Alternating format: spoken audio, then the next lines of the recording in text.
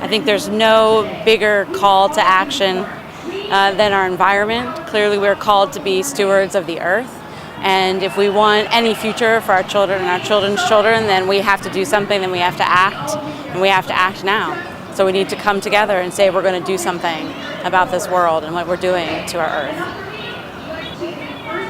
From the very beginning, we're called to be stewards of the earth. That's what God called us to do. And so we are failing. We're failing, and we are called to repair the world. This tikkun, this repair, the world is broken, and so we have a responsibility to be here. It's a moral imperative. It's a social justice issue. It merges everything that we believe in as Jews to come together and do something. The greatest challenge is to think beyond ourselves, to understand that it's not just about the individual, but it's about the collective, that we all have to give up something, that we have to get out of our comfort zone if we're going to actually make a difference. That we're going to realize that we all have to sacrifice for the sake of the future generations, or we will leave nothing for our children. So it is no small feat. It's something that we've been working on, especially in the reform movement, for decades and decades, and we have ways to go. But it starts with things like this rally. It starts with conversations between individuals to understand what our priorities are and to really change the way that we look at our economy, the way that we look at the world functioning, and understand that there's a higher purpose to what we're doing, and we must be working in that direction. I mean, we could talk about it more in the context of the role of the faith community, of having those individual conversations, our house of worship being a meeting place for everybody. So the impact that we can make in that way, as opposed, in a safe discourse, right? As opposed to like saying, here are the good guys and here are the bad guys.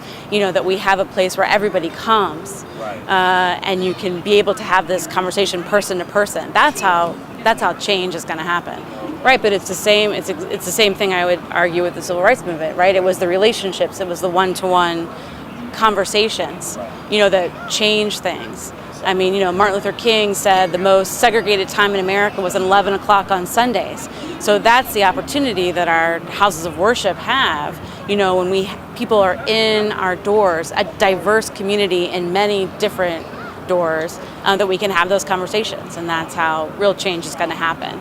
It's going to be through those individual meetings and stories and relationship building.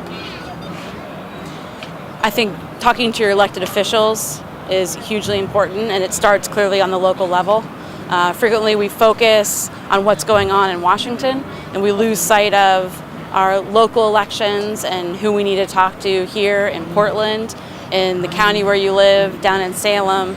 That's how you're going to make changes, by building out and starting at home with your own stories and talking to people about why it matters, what they can be doing differently in their own lives, where they can spend their money and priorities. I mean, these are very important issues.